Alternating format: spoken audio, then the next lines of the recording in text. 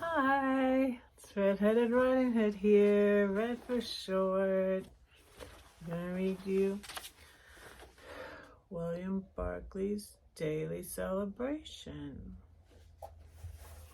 I'm at my daughter's in Philly, and today we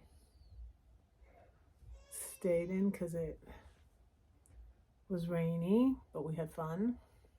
I went and got my old manicure taken off. I feel much better because I couldn't get that off. I could not get that off. And it was only $8 to get them to take that off, so it wasn't too bad. This is a patient God. There is no time when we cannot go to God. God does not work office hours or have his half day off. God neither slumbers nor sleeps, and he is always listening for his children's voices. There is nothing too small to take to God. John Bell says somewhere, if a thing is big enough to worry about, it is big enough to pray about. And very often the surest way to see whether or not a thing is big enough to worry about is to take it to God. For in God's presence, things have a way of really appearing in their proper proportion. There is nothing too private to take to God. We can take to God the things we cannot take to anyone else. We may fear that others might laugh at our dreams and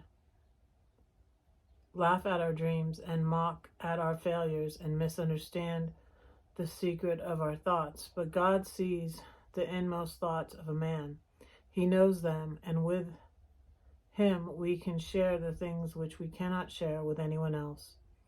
And there is nothing in the world like having someone to whom we can really and fully open our hearts. That's true.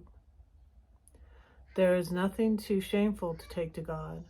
There are things which we seek to hide from men. There are things which we even seek to hide from ourselves, and often that process of hiding is what drives a man to a nervous collapse and breakdown.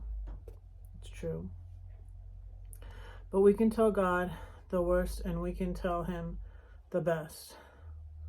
There are in the world good people with hearts like a tideless pool and with blood whose temperature never rises to emotional or passionate boiling point. There are people so constituted that there are temptations which they never experience and which they therefore can never understand.